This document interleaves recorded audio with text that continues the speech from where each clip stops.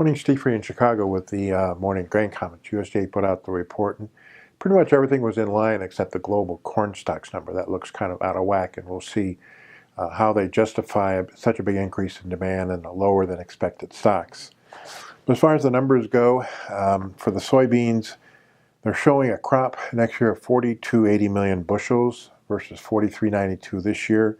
Demand at a record 4420 versus this year's 4188, and exports almost 2.3 billion bushels versus a little over 2 billion this year. So they were pretty aggressive in the export demand given the uncertainty of the trade issues between the United States and China.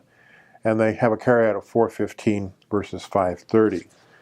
Over in the meal, they did show meal exports at 12,700 out of the U.S.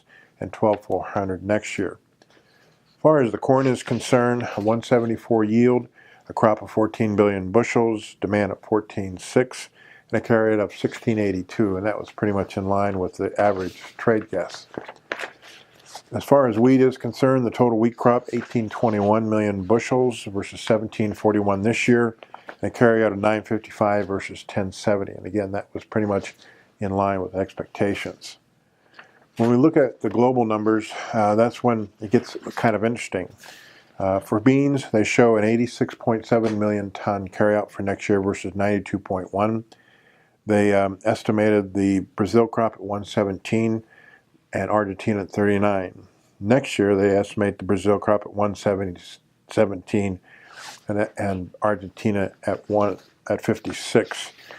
Global meal trade this year, 64.8 million tons. Next year, 65.8 million tons. Some people think that number could be higher. They show this year's Argentina exports at 31 million tons, next year at 33. So some people think that number might be a little high. For corn, that's when it gets kind of interesting. They show a carryout of 159 million tons versus 195 this year. I mean, that doesn't make any sense.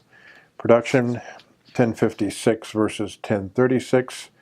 Total demand 1091 versus 1069, and trade at 158 versus 151. So the numbers just don't add up.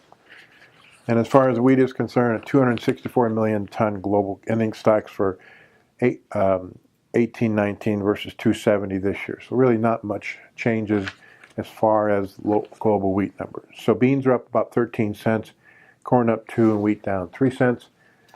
I think it's the purpose of the market to just maybe move corn prices a little bit higher to show the lower carryout. And for beans, I think we'll have to watch and see what the trade issues do. And after today, we're just going to trade weather over the next 3 months.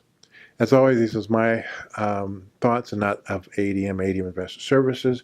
Have a safe and profitable trading day.